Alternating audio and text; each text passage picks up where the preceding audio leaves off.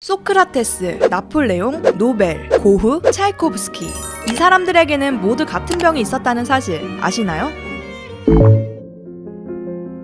발작.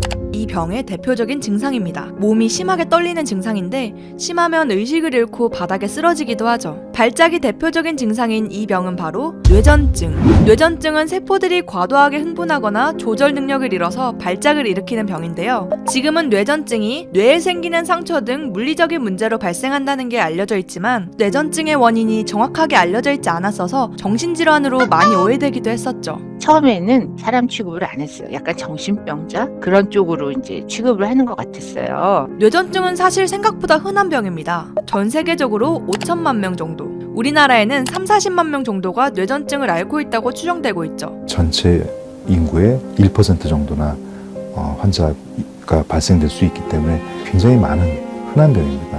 그런데 생각보다 많은 사람들이 본인이 뇌전증이라는 사실을 모르고 있습니다. 정신을 잃고 쓰러지는 것을 대발작이라 부르고 그 외에 증상이 약한 발작을 소발작이라 부르는데 아주 짧게 정신을 잃는 경우도 있고 끊임없이 손이나 발을 떠는 등 증상이 상대적으로 덜한 경우가 있기 때문입니다. 특히 발작 증상은 환자 본인이 기억을 못하는 경우가 대부분이기 때문에 주변에서 잘 지켜봐야 합니다. 하지만 많은 뇌전증 환자가 발작이라는 흔하지 않은 증상 때문에 주변의 시선 사이에서 힘들어하기도 합니다. 엄마들 모임이 있는데 같이 중국을 여행을 갔어요. 그랬는데 거기서 경기를 한 거예요. 그러니까 친구들이 점점 저를 멀리하고 또 저를 보는 눈이 달라지고 그래서 아픈 것도 그렇지만 정신적으로 제가 참 큰 충격을 많이 받았던 것 같아요.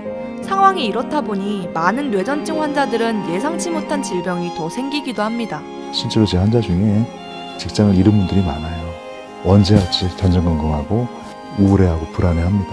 그러니까 그것이 훨씬 더 무서운 환자들도 많고 그 환자의 약 절반이 우울증에 걸려 있습니다.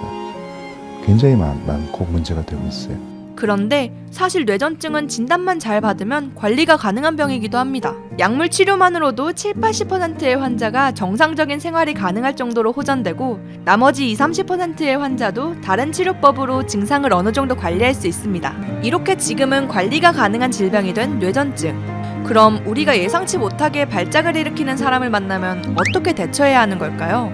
딱 3가지만 기억하면 됩니다. 치우고, 풀고, 눕히고. 우선 환자 주변에서 뾰족하거나 뜨거운 물건 등 위험 요소를 치우고 숨쉬기 편하도록 넥타이, 단추 등을 풀어줍니다. 그리고 혀가 기도를 막지 않도록 옆으로 눕혀줍니다.